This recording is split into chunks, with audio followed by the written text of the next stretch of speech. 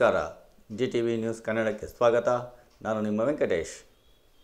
ಮಾಗಡಿ ಪಟ್ಟಣದ ಬೆಸ್ಕಾಂ ಕಚೇರಿಯಲ್ಲಿ ದಿನಾಂಕ 25/9/2024 ನಡೆದ ಚುನಾವಣೆಯಲ್ಲಿ ಮಾಗಡಿ ತಾಲೂಕು ಕೆಪಿಟಿಸಿಎಲ್ ನೌಕರರ ಸಂಘಕ್ಕೆ ಚುನಾವಣೆ ನಡೆದು ಸಂಘದ ಅಧ್ಯಕ್ಷರಾಗಿ ರಾಜ್ಕುಮಾರ್ ಪಿ, ಕಾರ್ಯದರ್ಶಿಯಾಗಿ ಶ್ರೀನಿವಾಸ್ ಹಾಗೂ ಸದಸ್ಯರುಗಳಾಗಿ ಅಂಜನ್ ಕುಮಾರ್ TH, ರಾಘವೇಂದ್ರ ಬಿ, ಮುನಿಸ್ವಾಮಿ, ನರಸಿಂಹಮೂರ್ತಿ ನಾಯಕ VM ಹಾಗೂ ಹನುಮಂತಯ್ಯರವರು ಆಯ್ಕೆಯಾಗಿದ್ದಾರೆ.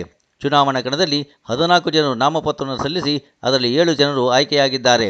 ಚುನಾವಣಾಧಿಕಾರಿಯಾಗಿ ಮಾಗಡಿಯ ಬೆಸ್ಕಾಂ ಸಹಾಯಕ ಇಂಜಿನಿಯರ್ ಸುಜಾತಾ ಜಿ, ಲೆಕ್ಕಾಧಿಕಾರಿ ಮಾಗಡಿ ವಿಭಾಗದ ನಾಗರಾಜು MB ರವರು ಕರ್ತವ್ಯ ನಿರ್ವಹಿಸಿದ್ದಾರೆ. ಮಾಜಿ ಬೆಸ್ಕಾಂ ಅಧ್ಯಕ್ಷ TR ರಾಮಕೃಷ್ಣಯ್ಯರವರ ಮಾರ್ಗದರ್ಶನದಲ್ಲಿ ಕೇಂದ್ರ ಸಮಿತಿ ಸದಸ್ಯ ಲಕ್ಷ್ಮಣ್ ಅವರ ನೇತೃತ್ವದಲ್ಲಿ ಸ್ಥಳೀಯ ಸಮಿತಿಯ ಸದಸ್ಯರುಗಳಾಗಿ Shashidhar BC, Yathesh, Shabir Ahmed, Diwakar N, Rajashekhar M, Nagaraju P, ರಮನಗೌಡ Patil, Harish AN, Vinod C Naik, Inayat Pasha, Bharat KS ರವರುಗಳು ಅವಿರೋಧವಾಗಿ ಆಯ್ಕೆಯಾಗಿದ್ದಾರೆ.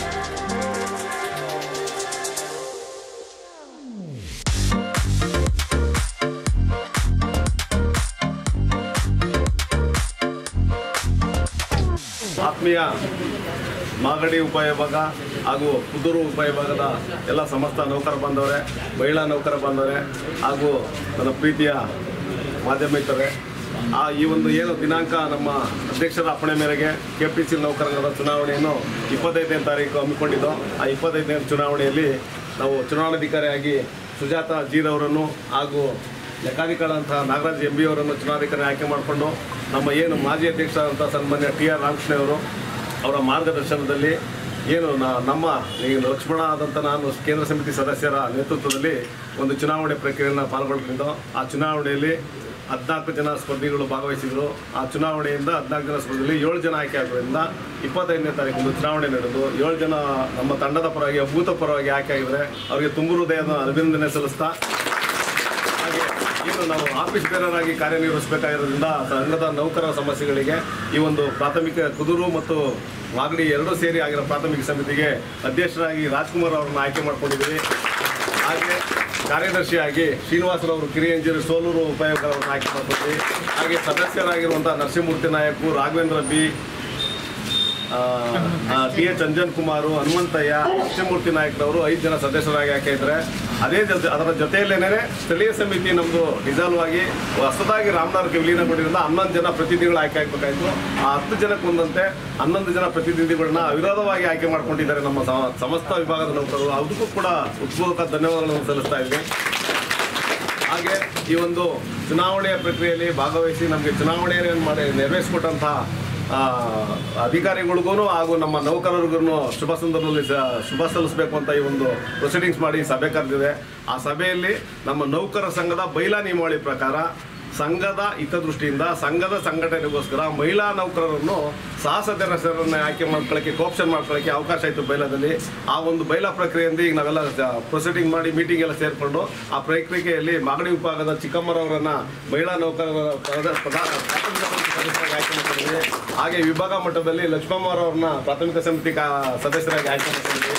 ಅವ್ರಿಗೂ ಧನ್ಯವಾದ ನಡೆಸ್ತಾ ಈ ಒಂದು ಶುಭ ಸಂದರ್ಭದಲ್ಲಿ ನಮ್ಮೆಲ್ಲರಿಗೂ ಸಹಕಾರ ನೀಡಿದಂತಹ ನಮ್ಮ AWC ಆದಂಥ ಸುರೇಶ್ ಗಿರಿ ಸರ್ ಅವರು, ಸುಶಾಂತ್ ರವರು, ಹಾಗೆ ಕುದೂರು ಉಪವಿಭಾಗದ ಮಾಜಿ ಅಧ್ಯಕ್ಷರು, ಹಾಲಿ ಕಾರ್ಯಕರ್ತರ ಸಂಘಟನೆಯಲ್ಲಿರುವಂಥ L ದೇವರಾಜರವರು, ಹಾಗೂ ನಮ್ಮ ವಿಭಾಗದ ಮಾಜಿ ಕಾರ್ಯದರ್ಶಿಯಾದಂಥ TR ರಾಮಕೃಷ್ಣಯ್ಯನವರು, ಸಮಸ್ತ ನೌಕರ ಬಂದವರು, ಸಮಸ್ತ ಎಲ್ಲ ಮಾಜಿ ನೌಕರ ಬಂದವರೆಲ್ಲ ಸೇರಿ ಒಂದು ಚುನಾವಣೆ ಪ್ರಕ್ರಿಯೆಯನ್ನು ಯಶಸ್ವಿಗೊಳಿಸಿದರೆ ಅದಕ್ಕೆ ತುಂಬ ಹೃದಯ ಧನ್ಯವಾದಗಳನ್ನು ಅರ್ಪಿಸ್ತಾ, ಮುಂದಿನ ದಿನಗಳಲ್ಲಿ ನಮ್ಮ ಸಂಘ, ನಮ್ಮ ಕೇಂದ್ರ ನೌಕರರ ಸಂಘಕ್ಕಿರುವಂಥ ಶಕ್ತಿಗೆ ನಮ್ಮ ಇಲ್ಲಿಂದ ಸ್ಥಳೀಯವಾಗಿ ಆಯ್ಕೆ ಇರುವಂಥ ಎಲ್ಲ ನೌಕರರು ಪದಾಧಿಕಾರಿಗಳು ಆ ಸಂಘಕ್ಕೆ ಬೆಂಬಲವನ್ನು ಸೂಚಿಸ್ತಾ, ಸಂಘದಲ್ಲಿ ನೌಕರರಿಗೋಸ್ಕರ ಸಂಘ ಇರೋದ್ರಿಂದ ಸಂಘದಲ್ಲಿ ಸಮಸ್ಯೆ ಏನಾದರೂ ಬಂದಾಗ ನೌಕರರಿಗೆಲ್ಲ ಸಂಘದಲ್ಲಿ ಸ್ಪಂದಿಸಬೇಕು ಅಂತ ಹೇಳ್ತಂತೂ ನಾನು 2 ಮಾತು ಮುಗಿಸ್ತೀನಿ. ಒಳ್ಳೆಯದಾಗಲಿ.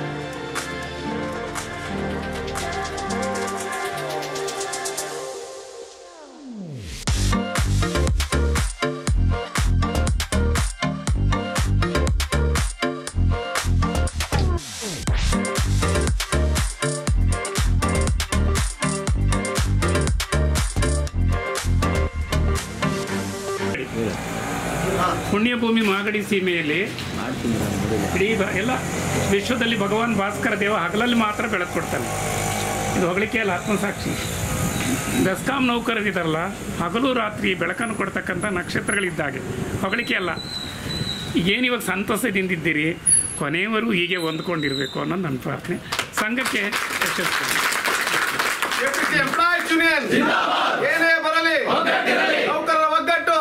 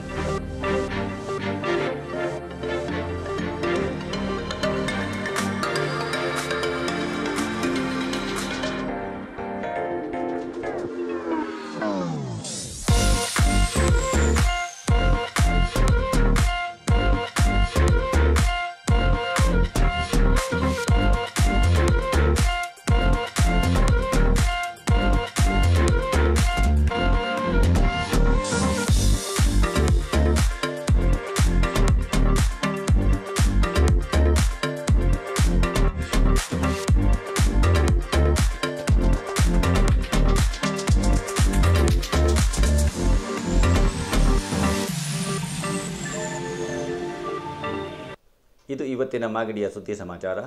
ನಿರಂತರ ಸುದ್ದಿ ಸಮಾಚಾರಕ್ಕೆ ವೀಕ್ಷಿಸಿ ನಿಮ್ಮ GTV ನ್ಯೂಸ್ ಕನ್ನಡವನ್ನು. ವಂದನೆಗಳು.